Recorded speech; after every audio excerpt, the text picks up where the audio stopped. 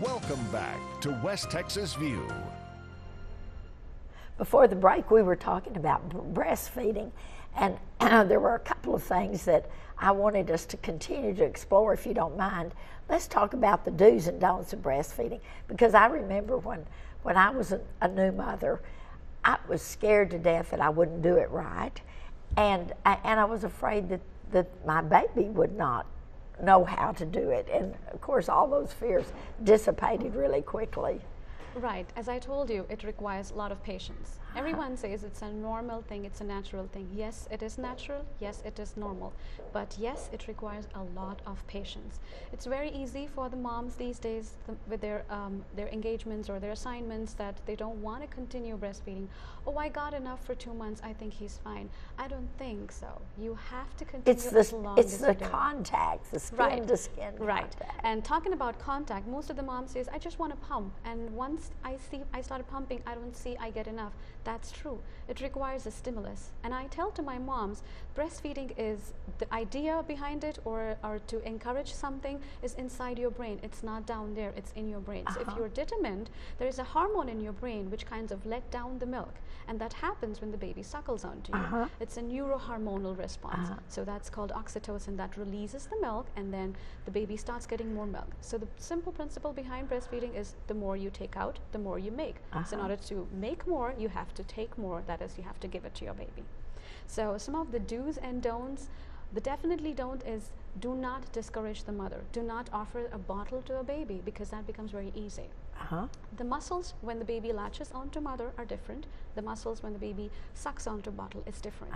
So when you do it back and forth, the baby might have a little bit of nipple confusion. But if you want to continue breastfeeding at least once a day, if you cannot make it for the rest of the day, that's enough to get your breastfeeding going. Has there been any research to see if your teeth line up better if you're suckling a breast than a bottle? The research has more so studies about preventing ear infections, because you kind of move all your muscles and you kind of open your tube. So the chances of ear infections are less when you're nursing and breastfeeding. But saying that, I don't mean that somebody who is breastfeeding will never ever have infections. They will have, because there are multiple reasons for ear infections to happen. So the one thing that might inhibit or come in the way for a baby is a cleft palate. When the baby has a breach, when the lip and the palate is open, that will be a hindrance for the breastfeeding. And tongue ties are sometimes, that's called an excessive connection for the tongue. Most of the babies cannot latch on to the moms properly, but eventually as the tongue grows in, I guess that should not be a problem. So she can keep going by pumping herself, and once the baby is big enough to latch on, she can go ahead. And I must say, once you deliver a baby, you have given birth to another life. So it's such a laborious process. There are a lot of stresses going on. You're mentally and physically weak, so you don't have to kill yourself to do that right away.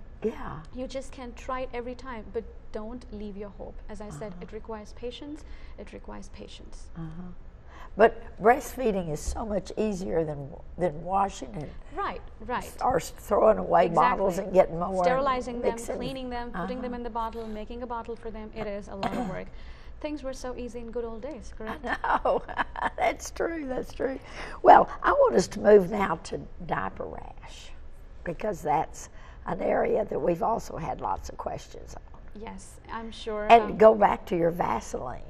Okay, yes, I would love to do that. Diaper rashes, I believe, at least once in lifetime, every kid might have had this diaper rash, and it's more so in the babies. Let me rephrase it back. In the good old days, I don't think we had diaper rashes. Reason, we didn't have diapers. So we keep it covered most of the time. So when the baby continuously pees or poops, it's completely moist. There's no exposure to the air. So apart from doing the medication creams, I would recommend all the moms to aerate the area a little bit. So I would say when you are applying the cream, don't jump to closing off that area. And I would say when they're using wipes, I would discourage the use of wipes when they're actually having a rash, because when you have a diaper rash, the skin is broken, it's like a cut, and on top of that you apply the alcohol wipes, it like stings. It's very painful for the baby. So keep away. Just use plain water or paper towels, moisten it and clean it, and let it air dry at least for a couple of minutes, and then apply the cream at least 3 times or 4 times a day. That should take care. Now again, with diaper rashes come recurrently. They come very frequently with kids because the kid's immunity is very low. And once your immunity is low, it's very easy for the viruses and the fungi to attack you. So expect the diaper rash. Don't think it's only your baby who's suffering from it. It is quite common, and this problem will end. And and the going without a diaper, laying in their baby bed without a diaper, shouldn't be something that we would rush to cover up, because most of us have rubber bed sheets. Right. There's always a substitute for it. So just let the baby be free for a while, and then once he has that, it actually helps in healing better. For example, when you have bed sores, they kind of ask you to move because they want you to expose to the air. It's the same principle there too. Well, another thing that, and I don't think my child ever had constipation, but is that common in children? Yes, actually I think constipation is a term very commonly used by moms, and there's a definition for constipation in babies. For adults, the constipation is different. Yes, you don't poop for 2 days or 3 days, yes, you're constipated. But for babies, that's normal. For maybe up until 6 months to 8 months, it's okay if the baby does not poop every day. You don't have to freak out. Especially, one of my colleagues actually had a call in the midnight, 3 o'clock, saying, it's been 1 week that my baby hasn't pooped, and it's a panic issue. So for breastfeeding moms, the American Academy of Pediatrics says it's okay not to poop for about 4 to 5 days, because again, it goes back to the principle, baby is immature. When the baby was inside you, you did everything for the baby, eating, feeding, respiration, everything. The baby's out, has to figure out everything. Has no muscles or anything. Right. So he has to figure out everything. He has to breathe, maintain the temperature, drink, digest, and poop. So it takes a while.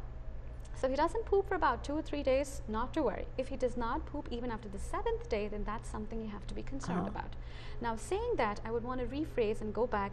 Within 24 to 48 hours, if the baby does not poop, please bring the baby to your doctor.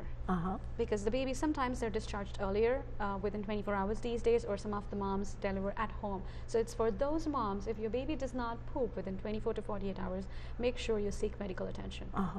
But again, the baby has once pooped, and then it's about 2 or 3 months of age, hasn't pooped for 3 days, that's okay, you can wait. But again, since he hasn't pooped, he's going to be uncomfortable. And imagine he poops laying down. It's like, I'm sure everybody sits down, and with gravity we do it. So when the baby lays down and does it against the gravity, so the baby strains. So that's very common. Yes. Well, I just had not thought about that. And then we just have another second or two, but I had questions about people's fingers and hands and toes turning. Right, that's called acrocyanosis. That's usually when your skin, your fingers and digits are not properly covered and exposed to extreme temperature changes. They turn blue or purple because of deoxidized, so as a result of which they turn different colors. It kind of panics the moms, like, my baby has blue hands and fingers. That is not something that you have to worry about. But yes, you have to worry if the face is blue. Please bring the baby to the doctor. Oh, my goodness, I haven't even begun to scratch the surface of all of the questions I've got, and our time's up. We're going to have Dr. Kohler come back another time. Thank you for joining us today. We'll see you next week with another program. Thanks for joining us for News West 9's West Texas View with Johnny Lou Avery. This has been a public affairs presentation of KWAB-TV and KWES-TV.